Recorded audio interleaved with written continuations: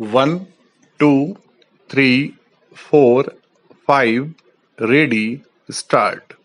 महोदया, मैं आपसे पूछना चाहता हूँ कि अगर किसी के हृदय में जरा सी भी दया इन वर्गों के लोगों के लिए है तो 22.5% जनसंख्या सरकारी आंकड़े हैं। 1991 की जनगणना के आधार पर 25% जनसंख्या अनुसूचित जातियों और जनजातियों के लोगों की है। तो पंचवर्षीय योजनाओं में कितनी धनराशि इनके लिए अंकित की जाती है? क्या कभी इन जातियों के विकास के लिए, इनके कल्याण के लिए इनको जनसंख्या के अनुपात में धनराशि आवंटित की गई? कभी नहीं की गई। किसी पंचवर्षीय योजना में नहीं की गई। जब नहीं की गई तो इनका आर्थिक विकास कैसे हो सकता है? इनकी गरीबी कैसे दूर हो सकती है? इनकी भुखमरी का समाधान कैसे हो सकता है? क्या कभी जो योजनाएं इनके लिए बनाई वे कार्यान्वित की गई? मैं फिर मूल विषय पर आऊंगा। मैं थोड़ा सा इसकी भूमिका में इसलिए जाना चाह रहा हूं कि जो योजनाएं इन लोगों के लिए बनाई गई वे कभी कार्यान्वित नहीं की गई।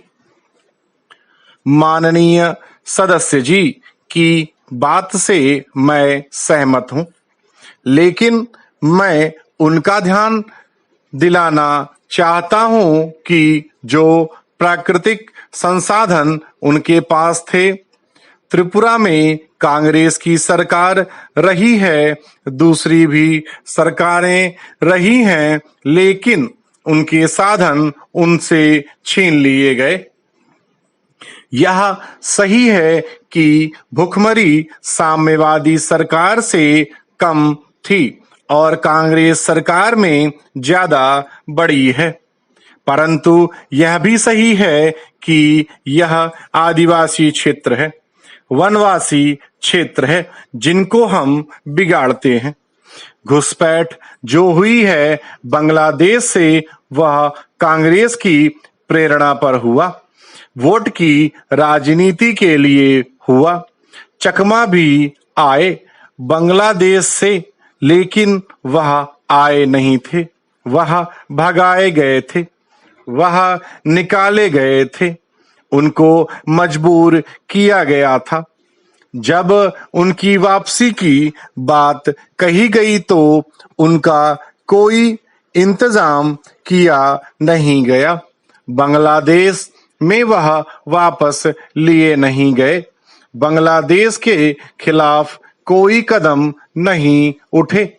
लेकिन मुझे क्षमा करेंगे, जो लोग यहाँ पर धर्म के नाम पर बड़े बड़े लांछन लगाते हैं, बांग्लादेश से जो बड़ी संख्या में घुसपैठिए आए, उनमें एक विशेष वर्ग के लोगों की संख्या अधिक है। कांग्रेस के लोगों ने केवल वोट की राजनीति के लिए उन लोगों को नागरिकता प्रदान की। आज उनकी संख्या बहुत बड़ी हो गई है।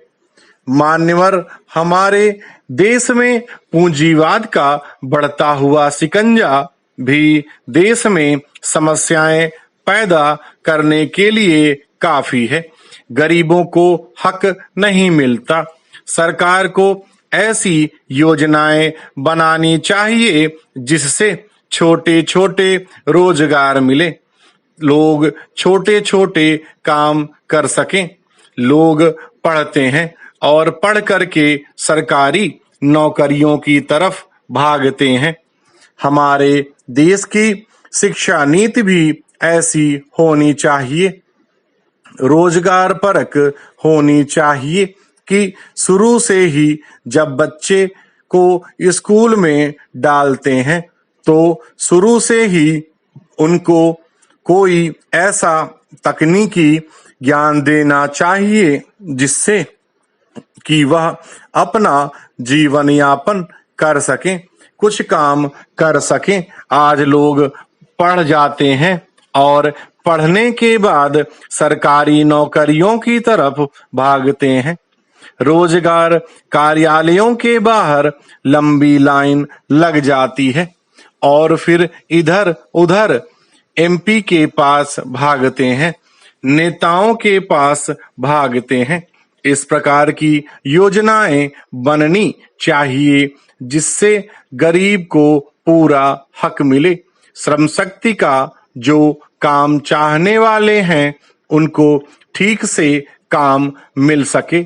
हमारे देश का जो श्रमिक आंदोलन है उनका भी राजनीतिकरण हो रहा है, जिसके कारण देश के जो बड़े बड़े उद्योग हैं, लघु पैमाने के उद्योग हैं, उसके अंदर भी जब राजनीति घुस जाती है तो फिर किसी ना किसी बात पर कहीं तोड़फोड़ हो रही है, कहीं काम बंद हो रहा है, कहीं कुछ हो रहा है, जिसके कारण काफी महंगाई बढ़ जाती है।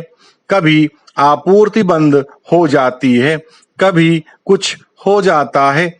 अभी पिछले दिनों ट्रकों की जो हड़ताल चली थी उसमें गरीब आदमी को रोटी मिलना तो दूर रहा, उनको पानी भी मिलना मुश्किल हो गया। तो मेरा निवेदन यही है कि सरकार को अच्छी विकासोन्मुख योजनाएं बनानी चाहिए और योजनाओं को कार्यान्वित करने के लिए उस पर अधिक ध्यान देना चाहिए। और जो भ्रष्ट लोग बैठे हैं राजनीतिज्ञ, उन पर सरकार नजर रखे और ऐसे लोगों पर जो सरकारी योजनाओं को पूरी तरह से कार्यान्वित नहीं होने देना चाहते हैं उन पर अंकुश रखें और उनके विरुद्ध पूरी तरह से कार्यवाही करें। यही मेरा निवेदन है। उपसभाध्यक्ष महोदय, जो विधेयक इस माननीय सदन में प्रस्तुत किया गया है, मैं उसके संदर्भ में बोलने के लिए खड़ा हुआ हूं। सर्वप्रथम मैं माननीय सदस्य को ऐसे महत्वपूर्ण मुद्दे पर विधेयक प्रस्तुत करने के लिए हार्दिक बधाई देना चाहता हूं। महोदय, अधिकतर हिंदी भाषा का प्रचार का माध्यम उनकी परीक्षाएं हैं। इन परीक्षाओं की प्रतिमानीकरण का जब प्रश्न उठ खड़ा होता है तो उनकी पवित्रता, व्यवस्था और संचालन को लेकर नाना प्रकार के आरोप लगाए जाते हैं। आरोपों का जहां तक प्रश्न है वह हिंदी परीक्षाओं तक सीमित नहीं है। विश्वविद्यालयों की परीक्षाएं भी संदेहास्पद हो गई हैं। परीक्षाओं में छुरा दिखाकर नकल मारना, उत्तरों को लिखना और उत्तर पुस्तिकाओं को बदल देना तो एक आम बात हो गई है।